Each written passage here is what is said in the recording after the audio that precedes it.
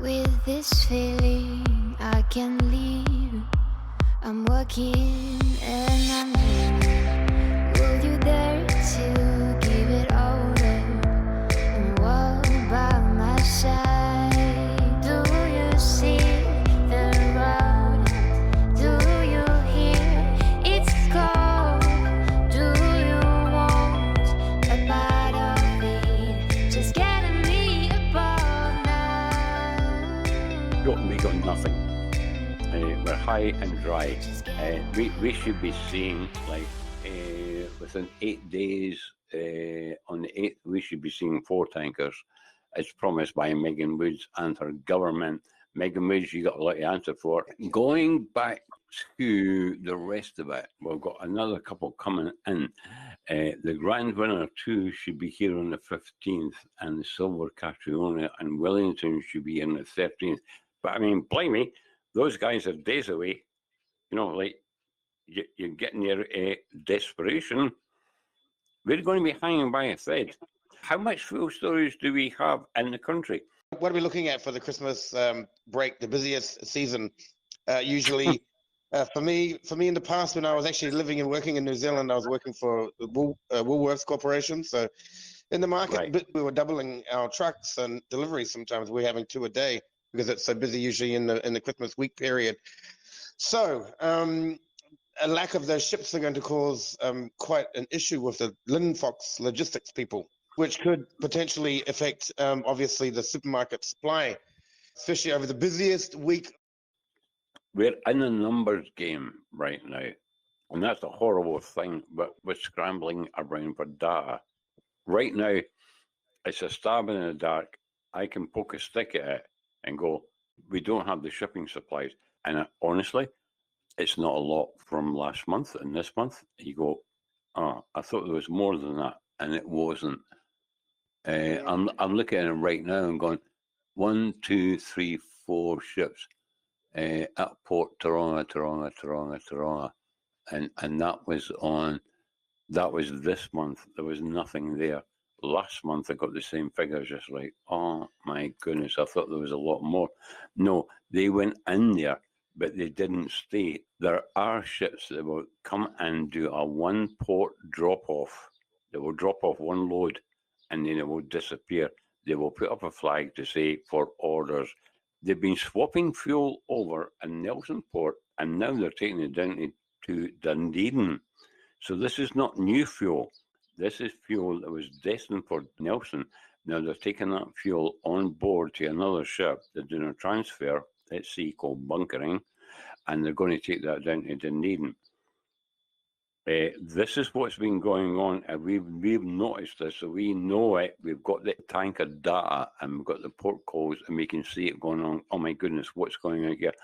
You can spot it a mile away. That's what's going on.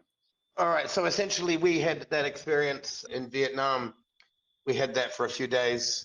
There was a corporate attack on the fuel supply here, and it wasn't a government-based attack, it was a corporate-based attack. The petrol cartel got together and tried to create a crisis here in Vietnam. For a day or so, it was difficult to get petrol. Diesel, I think, was kind of okay, but petrol was the main issue. And the government took swift action and started dealing with the issue and is now aggressively dealing with the corporations, giving them fines and so forth. And they've got a hotline for people to ring. If they see a closed down Bowser, then they got to call a hotline, and the government will send somebody out there to find out from the owners or the operators of the place why they are shut down and why they aren't pumping the gas out there, because the government wants to keep it going. So when you look at the busiest season, I come from a background of supermarket industry, so it's our busiest season. We know how many trucks we need. You're saying there's a significantly less amount of tankers rolling in. I can clearly see, I don't have to be any mathematician or work for BP to figure this out, that there will be some restrictions on fuel. It doesn't take a genius to work this one out, but with our shipping logs that we all have and our shipping database that I've got now, comparison to last month, to October, November, December, it's just like, where is it? The more you go into this, the worse it gets. And we're going, okay, this is getting really bad. This is getting worse. Carl and I used to track at least 12 tankers a week 12 a week coming in and around New Zealand. And now we're getting up to what now? 3 for the month so far, maybe 4. You've got a problem with the discharge and the contamination of fuel with Air New Zealand. But, it starts to get a little bit crazy. If the government's controlling this, is it the World Economic Forum? We know who the puppet masters are, and we know who the puppets are. We all know that Jacinda Ardern is a controlled puppet. She is controlled. We've got two sides of the fence here. I'm here not experiencing that, and you're there experiencing that. So clearly, one thing does not look like the other. I'm the canary in the coal mine telling you that we're okay here. We can still breathe, but what's going on there is out of the ordinary, to say the very least. There's so many people just dying, and we're seeing ambulances like they're just coming and going, over the weekend. It's like, goodness. And now we've got our oil problem. We've got a fuel problem. Put all that into one basket, and then baby will, you put that in unvaccinated blood. Throw that all into one basket. And also throw in the G20 mandating vaccination certificates for international travelers. And them all agreeing to it.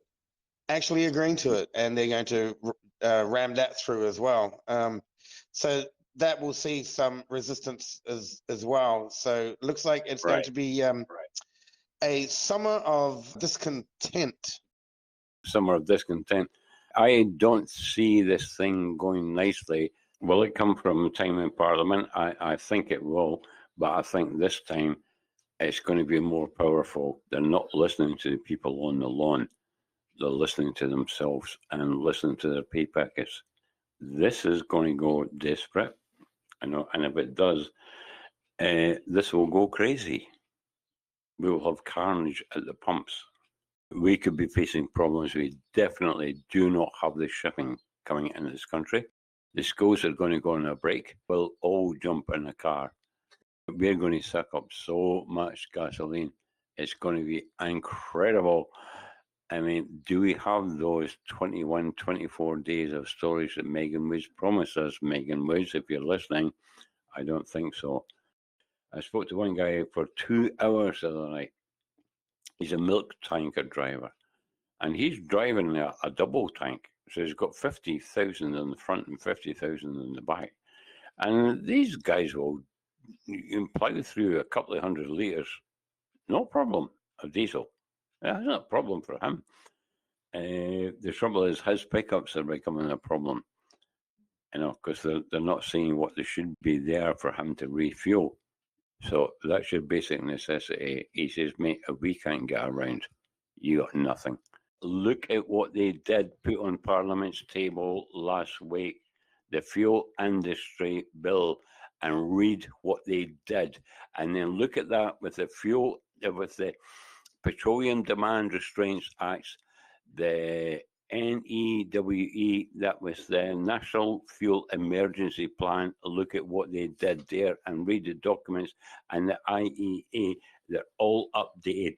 This is the uninformed public at large, really, at the end of the day, and their own unwillingness and tardiness to not even do some basic research or even just look at a link that you send them so they can just actually sit down and read it and actually compute. They do not compute, unfortunately, in this case. Next week, 13, 14, and 15, there's going to be a hui on the lawn at the location formerly known as Freedom Village in Wellington. They've done some renovations to the place. There's some nice grass there now. Don't forget your cone and have a great shindig down there. The Queen of the country, Jacinda, I'm sure she will welcome everybody with open arms again. Yes, nothing like a bit of Baby Shark and the Macarena to get the party going.